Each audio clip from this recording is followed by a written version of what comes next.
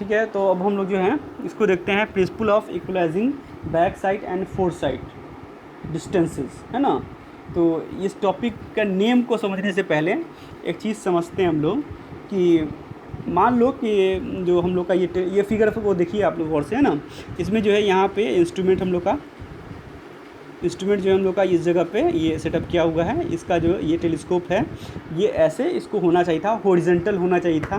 मान लो कि टेलीस्कोप जो थोड़ा सा है ऐसे मुड़ गया, उसका आई पीस जो थोड़ा झुक गया और ऑब्जेक्टिव जो है थोड़ा सा उड़ गया, है ना। तो लाइन ऑफ साइट इसका कैसा हो जाएगा, ऐसा हो जाएगा, ठीक है, ऐसा हो जाएगा। जो यहाँ पे दिख रहा है कुछ एरर आ गया। अब उसको उधर पलट के लोगे तो फिर उसका उधर भी जैसे राउंड होके जाएगा उधर, तो फिर उसका जो ऑब्जेक्टिव साइड है फिर उठा ही होगा और जो आईपी से नीचे होगा, है ना। तो इधर रीडिंग लेंगे तो फिर ये ऊपर ही ऐसे लेगा, ऐसे रीडिंग लेगा। तो रीडिंग हम लोग को एक्चुअली अगर ये हॉरिजॉन्टल होता तो ये इतना रीडिंग पढ़ता, लेकिन अगर ये इसमें एरर है एक तो उसकी वजह से ये इतना रीडिंग ज़्यादा ले रहा है ना। तो ये करेक्शन हम लोग को करना होगा। A1A इधर भी दिख रहा है कि रीडिंग एक्चुअली ये हॉरिजॉन्टल होता तो ये रीडिंग लेता, लेकिन एरर होने की वजह से ये इतना रीडिंग ज़्यादा ले लिया। ये हम लोग को करेक्शन करना होगा, ये पता लगाना होगा कितना ज़्यादा ले लेगा, है ना। तो जो है अभी ये कैसे इसका करेक्शन करेंगे। अगर ऐसा एरर आ रहा है, ये भी एरर से रिलेटेड हो गया। स्टूडेंट में अगर एरर है तो क्या करेंगे, इस टाइप का एरर हो कितना करेक्शन करना होगा। तो उसके लिए ये बोला गया कि आप अगर जो है इस इंस्ट्रूमेंट से और इस जो रीडिंग यहाँ पे ले रहे हैं इसका दूरी जो है, अगर आप मान लो कि ये डी रखे हुए हैं और इधर जो रीडिंग ले रहे हैं उसका भी दूरी अगर डी ही रखे हुए हैं आप, तो देखिए कि क्या होता है। अब देखिए मान लीजिए कि इंस्ट्रूमेंट में अगर एक एरर था तो उसका जो है ये जो है ऐसे ऐसे ऊपर की तरफ उठा हुआ है, ऑब्जेक्टिव इस ऊपर है, ये झुका हुआ है। तो ये एरर तो इसका आप जब रीडिंग लेते होंगे तो ये तो यूनिफॉर्म ही रहेगा। तो मान लो कि ये एरर अल्फ़ा है तो इधर भी ये एंगल जो है ये अल्फ़ा ही रहेगा। ये दूरी अगर डी है और ये अगर एंगल जो है अल्फ़ा है तो ये एरर होगा वो कितना होगा, tan थीटा लगा दीजिए। tan अल्फ़ा इक्वल टू हो जाएगा, ये जो एरर है A1A है ना, इसको एरर बोल देते हैं E बाई हो जाएगा D, है ना। तो इसलिए हम लोग का फिर एरर E इक्वल टू कितना हो जाएगा, D tan अल्फ़ा हो जाएगा, D tan अल्फ़ा हो जाएगा ना। इधर भी सेम चीज़ होगा, यहाँ पे भी tan अल्फ़ा लगा देंगे। तो ये एरर और ये दूरी अगर D है तो E बाई डी हो जाएगा tan अल्फ़ा इक्वल टू, तो इसलिए E इक्वल टू हो जाएगा D tan अल्फ़ा, है ना। तो यहाँ पे हम लोग को निकल के आएगा, है ना। होप समझ में आ गया हो गया इसको आप लोग को कि A1 जो होगा D tan अल्फ़ा हो जाएगा, यहाँ पे B1 D tan अल्फ़ा हो जाएगा। तो अब देखिए एक्चुअली जो है हम लोग को अगर इन दोनों का डिफरेंस निकालना है, इन दोनों के एरर लेवल का डिफरेंस, तो हम लोग को ये रीडिंग और ये रीडिंग घटाते हैं, AA माइनस BB करते हैं, है ना। यहाँ से ये रीडिंग ये आना होता था हम लोग को, लेकिन आया नहीं, भले आ गया ऊपर वाला। ये एक्चुअली था कि AA और BB को घटाते हैं हम लोग, जो कि रीडिंग आया ही नहीं, आया तो ये वाला। तो एक्चुअल डिफरेंस होगा हम लोग का AA माइनस BB, ठीक है। लेकिन यहाँ पे ये जो AA है इसको हम लिख सकते हैं कि A1 माइनस ये जो एरर है ये लिख सकते हैं, A1 माइनस ये जो एरर है वो लिख सकते हैं A1A, है ना। यहाँ पे भी देखिए BB के जगह पे हम लिख देते हैं कि B1 जो ऊपर यहाँ तक वैल्यू है माइनस ये जो एरर है ये लिख सकते हैं।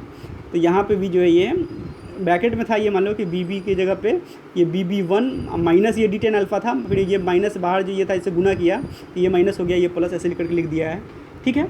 ऐसा हो गया। अब देखिए इसमें ये D tan अल्फ़ा ये भी D tan अल्फ़ा, तो ये दोनों कट जाएगा, दोनों बराबरी तक कट गया। तो फाइनली क्या आया, A1 माइनस BB1। अब इस चीज़ को गौर से देखिए, ये चीज़ क्या है, ये है कि A1 मतलब इतना बड़ा रीडिंग और यहाँ पे ये BB1 ये पूरा रीडिंग यहाँ से लेके यहाँ तक का रीडिंग।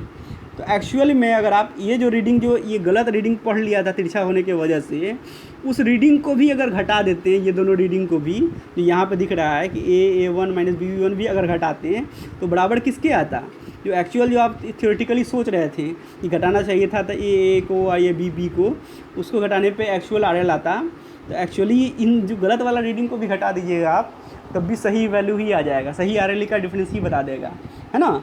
तो ये कब हुआ, जब आपने D सेम रखा। इससे इस गौर से सुनो इसको, ये दूरी जो है इस इंस्ट्रूमेंट से इसकी दूरी और इस इंस्ट्रूमेंट से इसकी भी दूरी आपने सेम रखा, तब ये चीज़ आप अचीव कर पाओगे, है ना। तो अब क्या होगा कि आपके इंस्ट्रूमेंट में अगर कोई गलती भी हो, कोई एरर भी हो, तब भी जो है आपका, चूँकि दोनों तरफ एरर सेम रहता है और इस रीडिंग को उस रीडिंग से माइनस करते हैं तो एरर जो है हम लोग का ये कट जाता है, कैंसिल आउट हो जाता है। जो रीडिंग लिए थे उसी रीडिंग का जो माइनस करेंगे तो सही RL निकल जाएगा हम लोग का, RL का डिफरेंस। है ना। तो ये चीज़ हम लोग समझ में आ गया, कोई एरर होगा तो वो कंपनसेट हो जाएगा।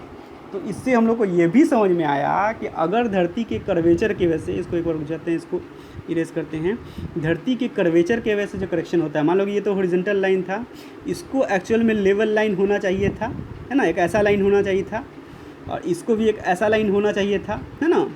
एक्चुअल में तो रिफ्रैक्शन की वजह से भी करेक्शन होता है ना। तो वो यहाँ पे रीडिंग लेता, फिर सीसी करेक्शन करते थे, मान लो कि फाइनली ये रीडिंग आता, लेवल लाइन ये होता, तो सीसी और कर्वेचर, सीसी और सीआर दोनों कर्वेचर कंबाइंड मान लो कि ये एरर होता, मान ले तो फिर इधर ये एरर होता, इधर भी। तो ये भी चीज़ अगर देखो, अगर ये डिस्टेंस सेम होगा तो ये वाला एरर, इधर ये वाला एरर, ये भी तो सेम ही ना हो जाएगा, है ना। तो इस इंस्ट्रूमेंट के अपने एरर की वजह से ये एरर हुआ, इतना सारा एरर, है ना, ये जो ऊपर वाला एरर हुआ था, कर्वेचर की वजह से ये एरर, तो टोटल एरर इतना हो जाएगा, है ना। तो अगर ये दूरी सेम है तो ये टोटल एरर भी इधर भी जितना होगा उतना ही इधर भी होगा। अब इधर का रीडिंग में से उधर का रीडिंग माइनस करोगे तो ये दोनों एरर ख़त्म हो जाएगा, है ना। तो कोई आपको करेक्शन अप्लाई करने की ज़रूरत ही नहीं है। आप अगर जो है हमेशा दोनों तरफ जो है, इधर जो रीडिंग ले रहे हैं, इधर जो रीडिंग ले, दोनों जगह का स्टाफ का जो लोकेशन है वो एकदम सेम रखिए आप, तो आपको कोई करेक्शन अप्लाई करने की ज़रूरत नहीं। इंस्ट्रूमेंट भी आपका एरर से भरा हुआ है, तब भी आपका ईजिली जो है एरर मिनिमाइज़ हो जाएगा, ख़त्म हो जाएगा एरर जो है ना। तो ये बहुत अच्छी टेक्निक होती है, इसलिए इसका नाम है, इस टॉपिक है, इसका नाम है principle of equalising back side and fore side distances. मतलब कभी भी जो हम लोग लेवलिंग करते हैं तो इंटरमीडिएट साइड जब ज़रूरत होता है तब ना बीच का भी कोई पॉइंट निकालते हैं, तो generally back side fore side ही कई का काम होता है। तो हम लोग अगर बैक साइड रीडिंग और फोर साइड वाला जो जगह है उसको अगर हम एक समान दूरी पे रखेंगे इंस्ट्रूमेंट से, तो आपको कोई करेक्शन अप्लाई करने की ज़रूरत नहीं। कर्वेचर या जो रिफ्रैक्शन वाला करेक्शन या फिर एरर वाला करेक्शन जो इंस्ट्रूमेंट में इंस्ट्रूमेंटल एरर अगर हो तो वो भी करेक्शन अप्लाई करने की ज़रूरत नहीं है, वो अपने आप ही कंपनसेट हो जाता है। इसलिए इसका नाम है principle of equalising back side and fore side, है ना। और इसलिए यहाँ पे नोट में लिखा हुआ है, ये हमेशा याद रखिए कि so always remember that the level should be place exactly midway between back side and fore side in order to eliminate any error. किसी भी एरर को ख़त्म करने के लिए हमेशा हम लोग को बैक साइड या फोर साइड का डिस्टेंस जो होता है वो सेम रखना चाहिए, हॉरिजॉन्टल डिस्टेंस सेम रखना चाहिए, है ना। तो ये होप आप लोगों को समझ में आया होगा, काफ़ी इंटरेस्टिंग है, ठीक है। इसके आगे फिर हम लोग देखेंगे अदर चीज़ भी, वो अगले वीडियो में देखेंगे, ठीक है ना। इस पर खूब अपने से प्रैक्टिस करो आप लोग, है ना। इसको ड्रॉ करके खुद देखिए क्या एरर, ये एरर कैसे, ये एरर कैसे कैसे कंपनसेट हो रहा है ना, क्या होता तो क्या होता, खूब ड्रॉ करके खुद से आप लोग मजा लीजिए, है ना। फिर मिलते हैं हम लोग क्लास में, फिर डिस्कस करेंगे जो